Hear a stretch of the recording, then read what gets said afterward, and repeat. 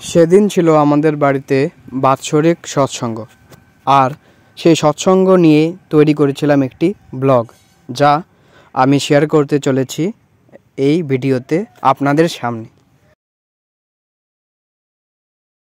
সেদিন তারিখ ছিল 6 ফেব্রুয়ারি 2024, আর প্রতি বছর এই 6 ফেব্রুয়ারি অর্থাৎ মাঘ মাসের 22 তারিখে আমাদের বাড়িতে বাৎসরিক সৎসঙ্গ অনুষ্ঠিত হয়।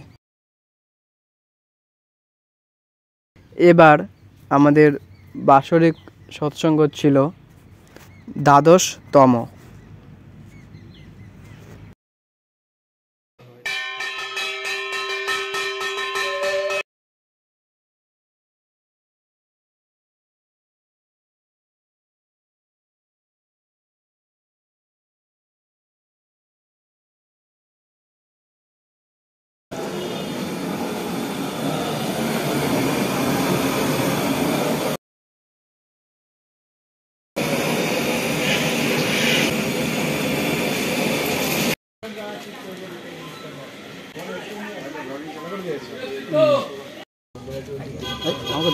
এখন 7টা বেজেছে, এখন শুরু হবে প্রার্থনা সৎসঙ্গ।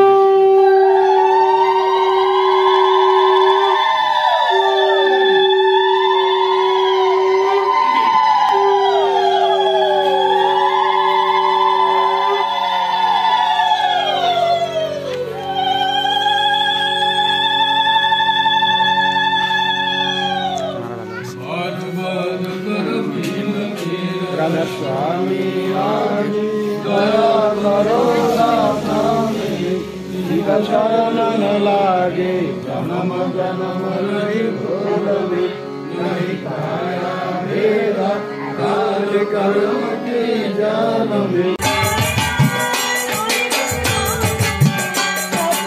शब्द निशानी राधर स्वामी नाम की महिमा सुनाई अनुराग जगाय के भर पंच भाई साधु संग कर सरल मनि प्रिया भाई केवल गुरु चरण मन शांतन आई तड़पय के करो कैसे पिया घर जाई दर्शन सहित गहे मन स्थिर कर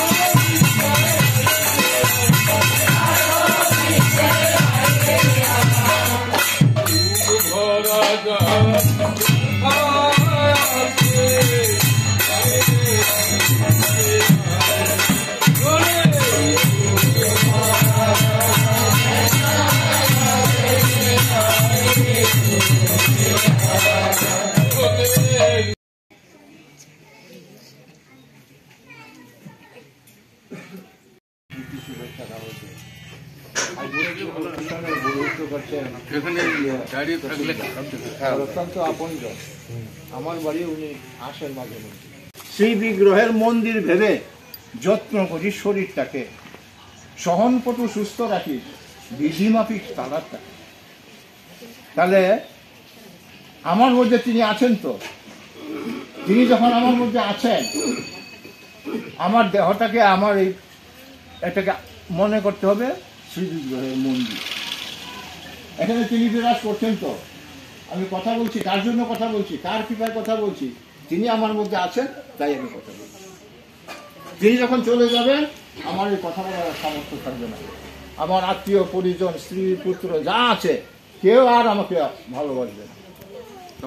জিনিসও বহু, কিন্তু কলির জীব অল্প পরমায়ু, অসংযমী ইন্দ্রিয় পরবশ।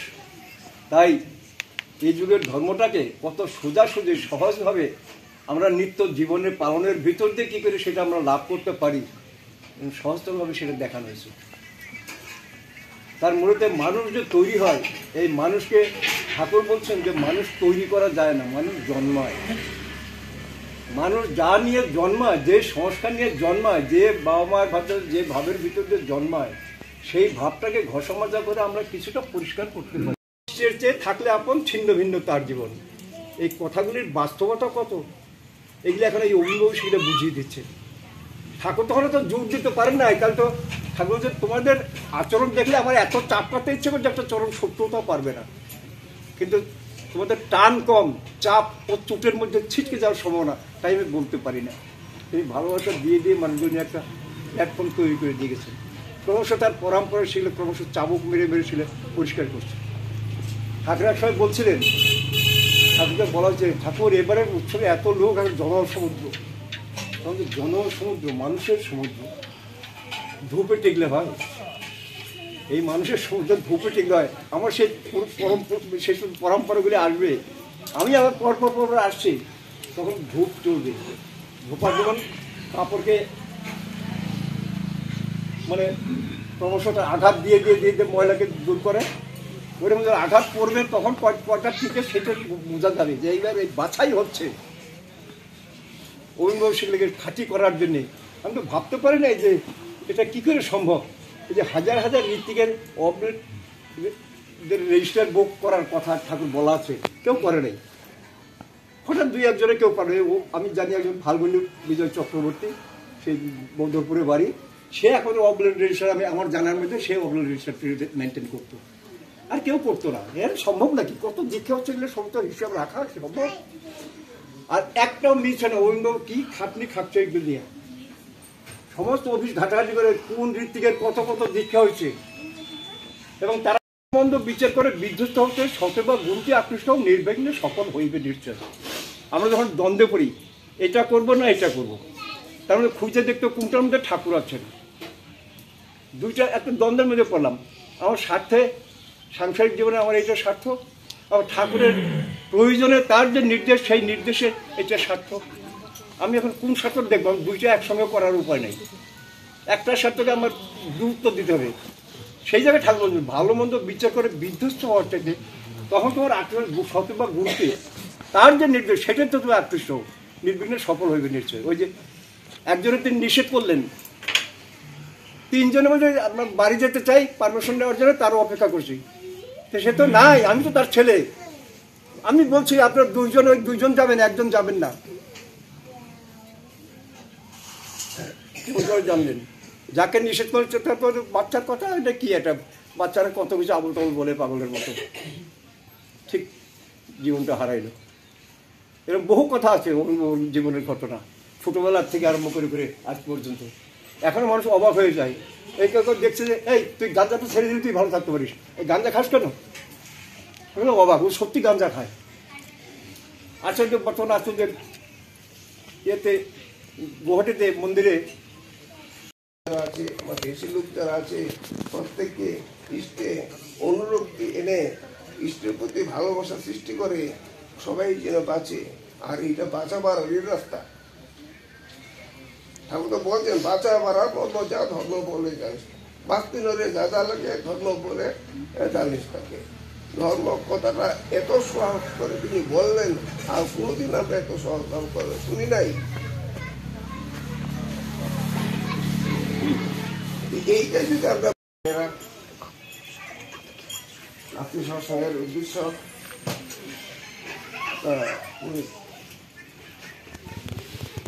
অজয়ের কাছে শুনলেন, আমি সম্বন্ধে আর বলছি না কিছু।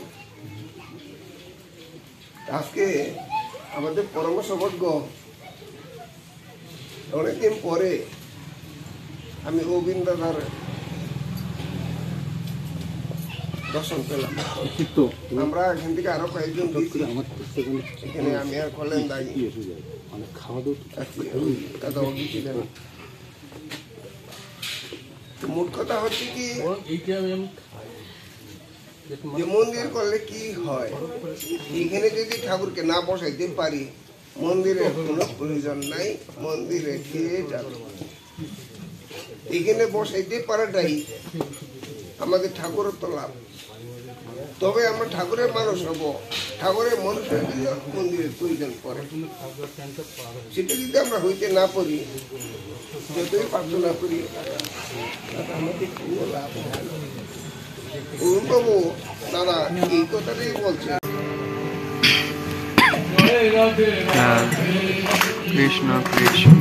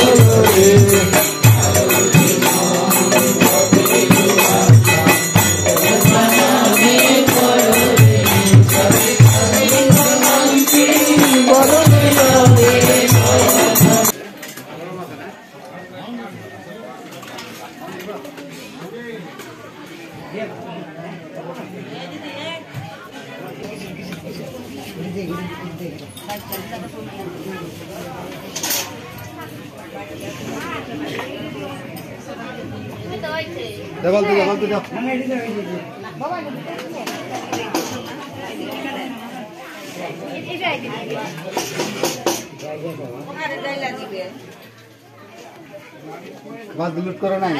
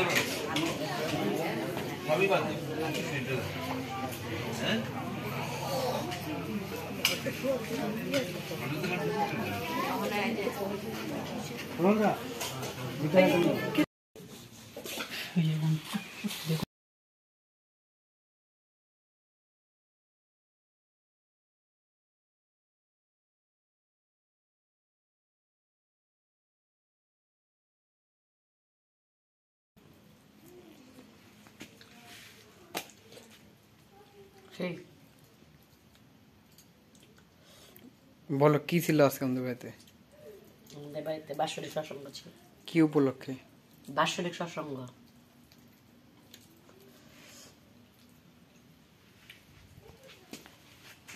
এখন সৎসঙ্গ শেষে সবাই চলে গিয়েছে। এখন আমার মা খাচ্ছে এখানে বসে একা একা, আমি পাশে দাঁড়িয়ে রয়েছি। দিদি ওরা খাবার দিচ্ছে, সবাই ঘুমাচ্ছে এখন।